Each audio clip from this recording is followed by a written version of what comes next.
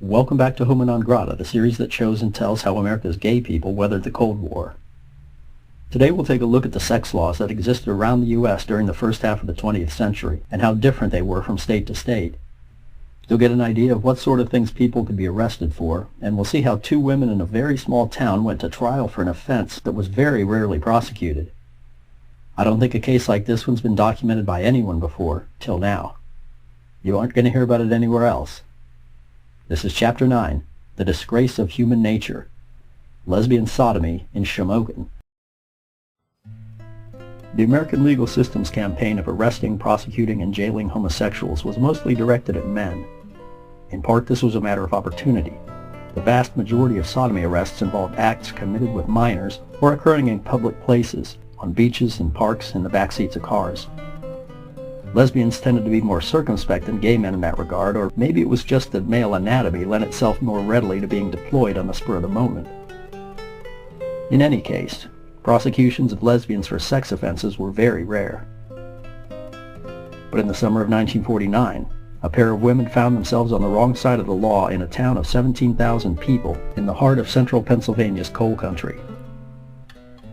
Alfed Kinsey and his team claimed to have studied hundreds of homosexual sodomy cases across the U.S. and never found a single instance of a female being judged guilty of the crime. Clearly, Dr. Kinsey had never been to Shamokin. Jane Hepler and Betty Feast, both 27 years old, had gone to visit the home of a friend, 30-year-old Verna Zlotnick, on or around Sunday, June 4th.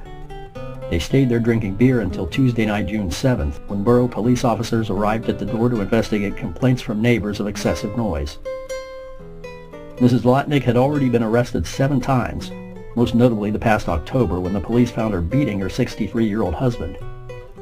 She spent 10 days in jail for assault and battery, and then 10 days after her release was arrested for beating him again, this time with a baseball bat, earning her 30 more days in jail. Fearing another arrest would land her in the Muncie Industrial School for Women, a state correctional institution about 40 miles north of Shamokin. She tried to deflect the officers' attention by turning in Hepler and Feast for committing a degenerate act. Zlotnick was charged with disorderly conduct. Hepler and Feast were charged with sodomy.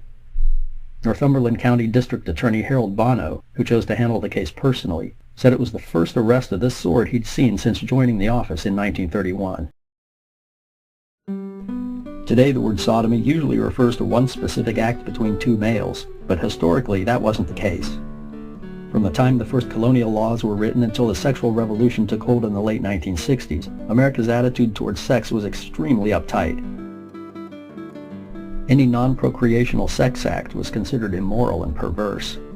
Anal sex was just as reviled and just as illegal for heterosexuals, even within a marriage, as it was for same-sex pairs.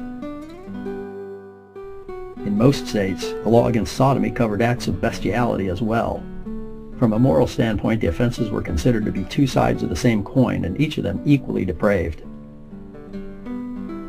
Sodomy statutes were often written in language that out of sheer prudery was so intentionally vague they could just as easily be entitled the law against you-know-what. Section 286 of the California Penal Code is an example. Every person who is guilty of the infamous crime against nature, committed with mankind or with any animal, is punishable by imprisonment in the state prison not less than 1 nor more than 10 years. This phrasing, reused over and over again by many state legislatures, comes directly from Sir William Blackstone's Commentaries on the Laws of England, written between 1765 and 1770.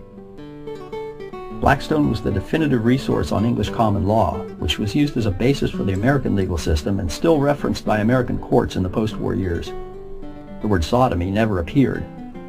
Sir William considered it to be a crime not fit to be named, further expounding that it was a subject the very mention of which is a disgrace to human nature. The obvious problem was that the wording of the statutes left considerable doubt over exactly what the infamous crime against nature consisted of, or the detestable and abominable crime against nature as termed by certain states that chose to pile on a bit of added opprobrium by copying language that dated back to the reign of Henry VIII. A 1924 case before the California Court of Appeals argued the law was so vague as to be unenforceable since it didn't describe the act that constituted the offense. The judges dismissed the claim, declaring, "Every person of ordinary intelligence understands what that crime is." Beginning in the early 20th century, many jurisdictions began expanding their interpretation of sodomy statutes to cover any sexual activity considered to be immoral or improper. While the letter of the law still read as if it applied to one specific offense, the infamous crime against nature, not any crime against nature, it was asserted by prosecutors to apply to an assortment of sexual acts. Suddenly, ordinary intelligence was no longer good enough. Debates raged in courts across the nation over whether oral sex could be construed as sodomy. Everyone agreed that English common law was concerned with anal sex alone, but the contempt for blowjobs shown by American jurists was exceptionally strong. Even the most exacting legal minds bent over backwards in search of a rationale to punish what was seen as appalling and loathsome behavior. By some moral principle unfathomable to modern sensibilities, contact between sexual organ and mouth was held to be even more vile and perverse than the other, apparently more palatable unnatural crime. The courts in many states followed the guidance of Blackstone and various 19th century American legal scholars and grudgingly ruled that oral sex was not covered by the law. These decisions were always accompanied by vigorous displays of condemnation for the act and a call for legislators to quickly remedy the situation. As the Supreme Court of Colorado pronounced in 1927, "We cannot, because of our belief that the act charged against the defendant is even more vile and filthy than sodomy, stretch the sodomy section of the statute to include it. We must not permit our detestation of the act to mislead us into assuming and exercising a purely legislative function by creating a new felony." Several state legislatures responded to the call and dropped the antiquated language, rewriting their statutes to clearly describe the offense. Delicacy was maintained by the use of tactful phrases such as carnal copulation and an opening of the body, which covered all the bases but avoided explicit mention of anatomical detail.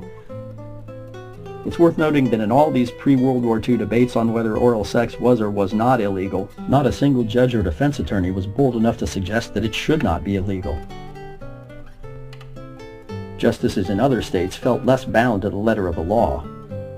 A number of excuses were concocted to bolster the claim that oral sex fell within a statute's existing ambiguous terms. Most of these hinged on magically ascertaining the intent of the legislators at the time the laws were written. The Indiana Supreme Court in 1913 described sodomy as seldom specifically defined. There can be no doubt that many of the definitions are amply broad to include the act in question. We think we are left free to conclude that our legislature, when it passed the Act of 1905, chose the rather broad definition of the crime. Similarly, the State Court of Maine in 1938 excused the vagueness in language as an intended and efficient strategy on the part of lawmakers. The generality of the prohibition brings all unnatural copulation with mankind or a beast, including sodomy, within its scope. In these cases, the message was clear. If the court didn't like it, it must be illegal. Decisions that favored puritanical censure over long-standing legal tradition were proclaimed to be supported by better reasoning. Once again, these rulings applied to unnatural sex of both kinds, straight and homo alike. Cunnilingus presented a whole new set of problems. An Oklahoma appeals court in 1935 became the first in the nation to rule the act was covered under the Blackstone verbiage. Without any semblance of legal analysis, they simply pronounced it a carnal knowledge committed against the order of nature. But in the view of many lawmakers, sodomy was a crime of penetration, similar to rape. It necessarily involved at least one male and could not be committed by a pair of women. Some states added clauses to specifically include cunnilingus when they did away with their antiquated language.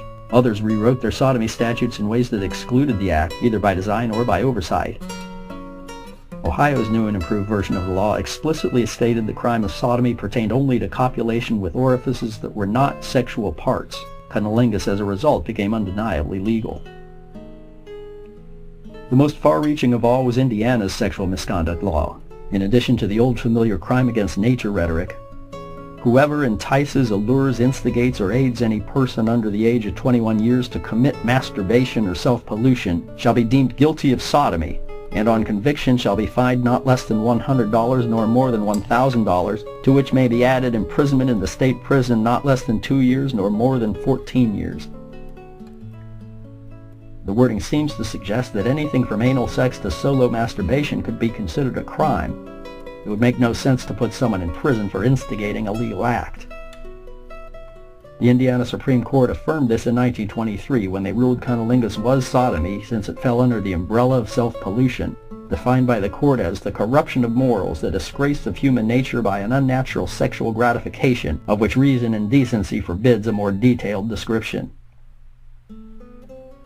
Stranger yet was the idea that any person under the age of 21 years should be protected from the sin of manual stimulation. In Indiana, the legal age of consent for heterosexual activity was 16. At 18, any person could choose to marry. And as elsewhere, married couples were not exempt from the sodomy law. The legal options for foreplay in the state seem to have been severely limited. By the 1940s, no area of the American legal system was as inconsistent from one state to the next as the laws regarding the sex offenses and their associated penalties. A person convicted of sodomy could be levied a fine with no set minimum in one jurisdiction, or be sent to prison for life in another. Statutes with identical text could encompass very different sexual acts. In Pennsylvania, however, the language was very clear. Any person who carnally knows in any manner any animal or bird, or carnally knows any male or female person by the anus or by or with the mouth, or voluntarily submits to such carnal knowledge, shall be guilty of sodomy, and being thereof convicted shall be sentenced to pay a fine not exceeding $1,000 and to undergo an imprisonment by separate or solitary confinement at labor not exceeding 10 years, or both, or either, at the discretion of the court. Ms. Hepler and Ms. Feast could take no refuge in vague or ambiguous wording of the law. It's interesting to note that the statute explicitly bans copulation with birds as well as animals.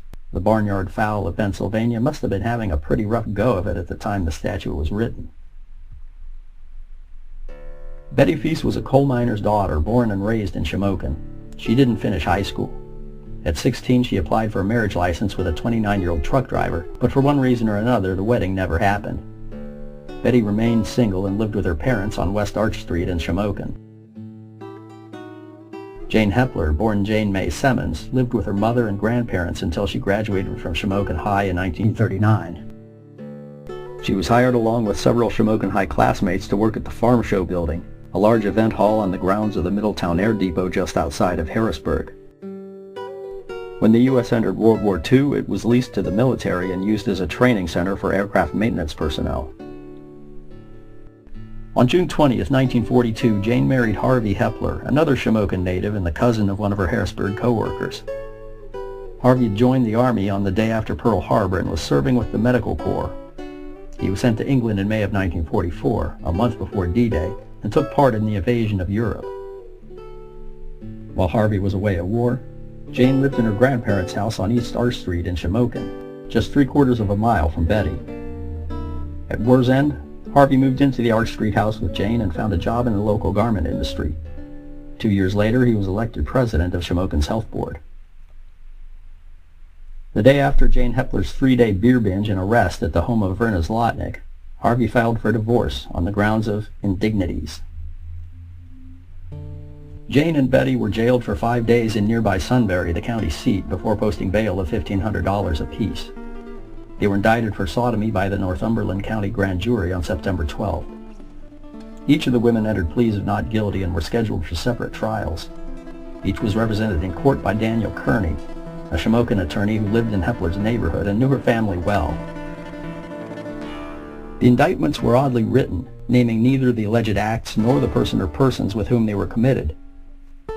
Instead, they stated only that the offenses involved carnal knowledge of a female and parroted the language of the sodomy statute, by the anus or by or with the mouth.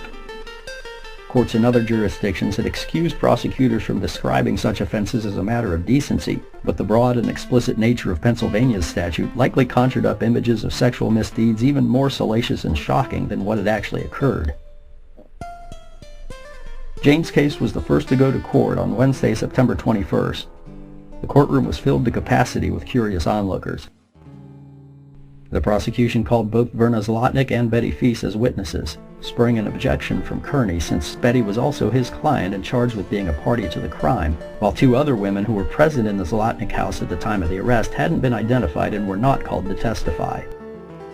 Modern rules governing the discovery process in a criminal case, the right of the accused to review all evidence held by the prosecution, wouldn't be established until 1963 in the landmark U.S. Supreme Court decision of Brady v. Maryland. Prosecuting attorneys in 1949 legally could and did resort to ambushing defendants with surprise testimony and hiding witnesses and evidence that might be used to prove their innocence. Kearney's objection was overruled, and Betty took the stand but would admit to no wrongdoing, leaving Mrs. Lotnick's testimony as the sole pillar of the prosecution's case. "You cannot convict this girl on the uncorroborated testimony of the Zlotnick woman," Kearney told the jury, recounting for them her criminal record and declaring she cooked up the story in order to save her own skin. But District Attorney Bono stressed how difficult it was to stamp out the sort of evil practices Jane and Betty had engaged in, and pleaded for the jury to take a step in the right direction. While they may not have been impressed with Verna Zlotnick's character, in the end the jury, comprised of roughly equal parts men and women, took her story at face value. Jane Hepler was convicted of sodomy.